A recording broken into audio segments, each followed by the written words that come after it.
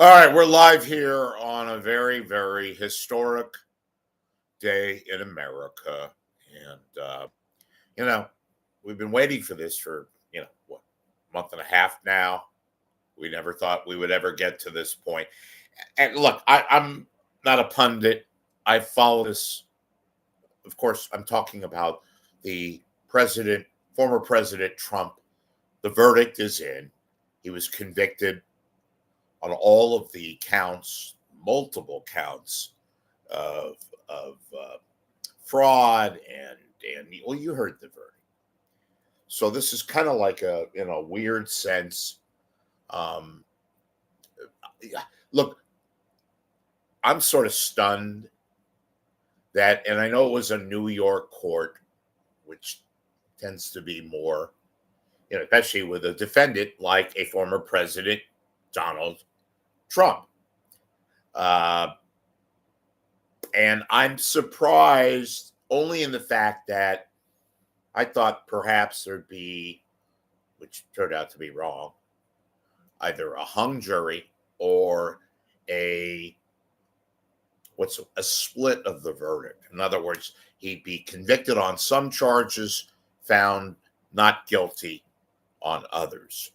So, I mean, this case is obviously going to be appealed, and I've talked to a few people post verdict who also were surprised, even though it was New York, and even though this was something that for days on in now, there have been wide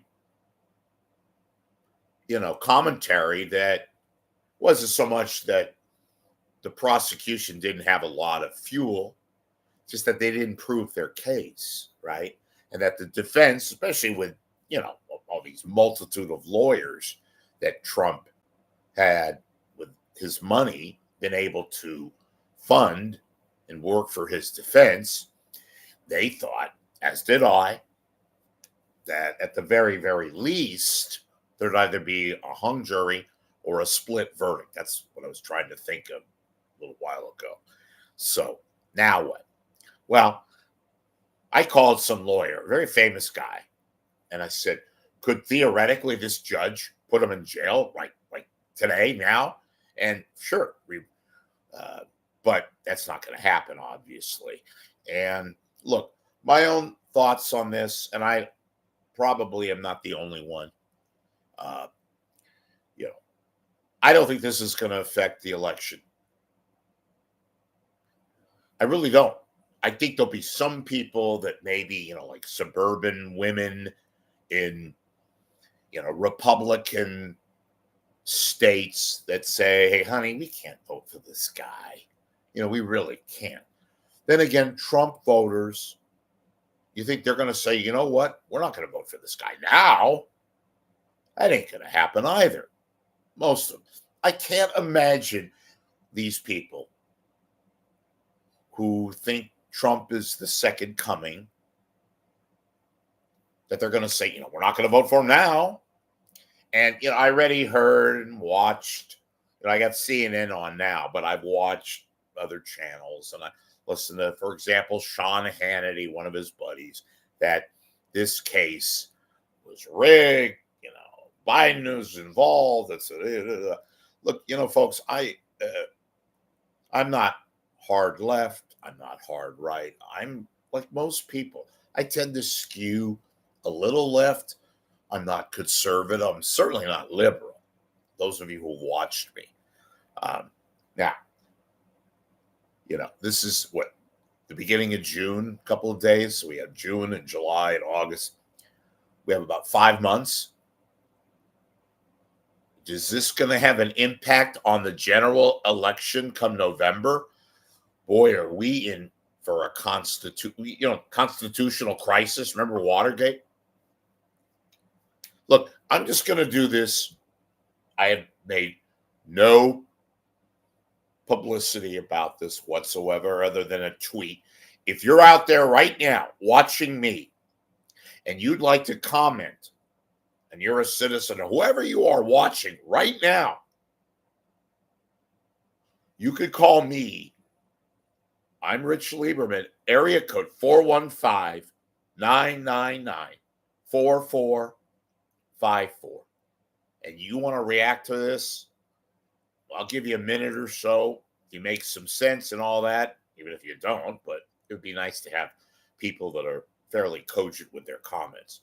Area code 415-999-4454 if you'd like to react to this and you have a question or so forth, and I'll give you what I think is a pertinent answer or not. You can call me or text, whatever you want to do. But I don't think this is going to have an impact on the election.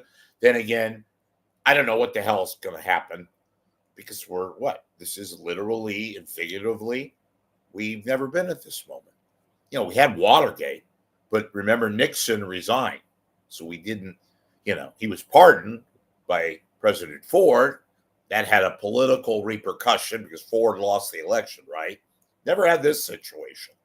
And what it does to the campaign, and Biden people got to be very, very careful about this also. Look, a lot of angles you could take with this. If you are watching me live on YouTube and would like to react to this, you may call me. Again, I've not publicized this. 415-999-4454, wherever you're watching. This is and I want to talk about the Bay Area perspective reaction. We don't have a KGO radio news talk, so we can't have that outlet. I put KCBS on, which is the all news radio station, and they had a lawyer on and obviously cut to this story. Do you know, like 10 minutes later, they went to a traffic report? I'm laughing because there was no traffic. So they left the regular programming, which is this breaking news story, a legitimately huge international implications, obviously national implications, to go to a traffic report. And I'm laughing my ass off because, oh my God, I can't make that up because it's not made up. It's KCBS.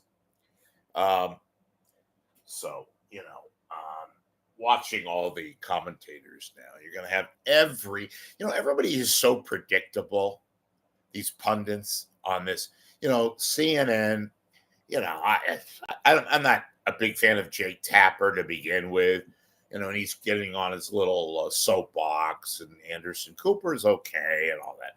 But put on MSNBC, immediately switched it. And then Fox, you're going to have Hannity and all these people, Laura Ingraham, they're going to talk about what's happened and it's all rigged. Trump, I watched the mini press conference. It wasn't really a press conference, it was a reaction, all of about a minute and a half. And he used that same language he used on the election of 2020. He said this court case was rigged, the judge is corrupt and rigged. And, look, guy just got convicted. Felony conviction, folks. So theoretically, yeah, he could go to jail. I don't think he's going to go to jail. But in this world today, who the hell knows? But all these commentators are so predictable. They have like this kind of, talking point book that they look at. It'll be interesting to watch and to listen to whatever radio or internet outlet or, television news you want to watch, and try to get a broader perspective of what, to look forward to or expect. That's the thing I miss most about the good old days of news gathering and news reporting is you had legitimate people who had legitimate biases, but they hid all their biases and they reported the news. And you had, of course, analysis, and you had commentators and real honest to goodness pundits who gave a perspective based on not their own feelings. We know about that. But they gave a broader perspective of the story at hand. You don't get that with a story like this. You don't. You're not going to get it on Fox. You're certainly not going to get it on CNN. MSNBC is really pathetic and hopeless. Locally, oh my God. So yeah, there's nothing maybe if you look hard enough and you go on the internet and search, that kind of thing, you could get a broader analysis of what could happen. Now they're doing these instant polls. That's going to come up too. By the way, how can you have an instant poll from people who are going to say something? Are you going to vote for Trump, one way or the other? No. Yes. Folks, again, there's a lot of multitude of reasons why a lot of people hate the media. This is a huge story. I wish we had a little bit more of a broader outline, commentary, of course, reaction. But they go immediately to their juggernaut. They go straight for the, or jugular, without talking about what the hell has happened. And by and large, they have. Some of them have. A lot of them have not.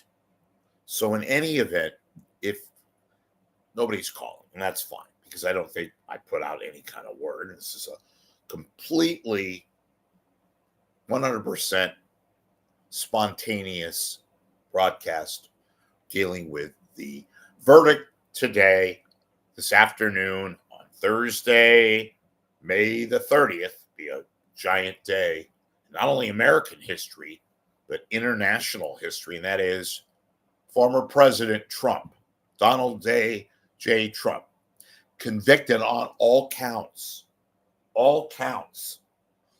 in this historic felony criminal court case against the former president. And I'm here to offer my 2 cents or 3 cents and to give you an opportunity to assess the situation. You're going to have to go way beyond the Bay Area media landscape to get more of an objective, although it's hard to be objective in situations like this. But if you want news analysis and perspective and all that kind of stuff, probably have to go online and go to some of the sites like the Wall Street Journal, maybe, I don't know, BBC. They're going to give you a much better analysis, much better feedback as opposed to these other networks. I like CNN, and I've said this before many a times. Like now they're showing the former president in his limousine leaving the courthouse in New York and probably dealing with protesters and some of his supporters and all that.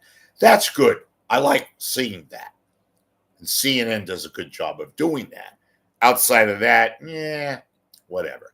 So on here, if you're watching live, great. If you watch this later, gave you a little bit of the feelings, both on the net, on the air, TV, radio, and again, I'll just end at this. It is so sad in a number 4 and a number 6 for television media market that we don't have a direct outlet to voice our opinion with regards to something as, my God, as newsworthy as this is. Very, very sad. All right, we'll see you later.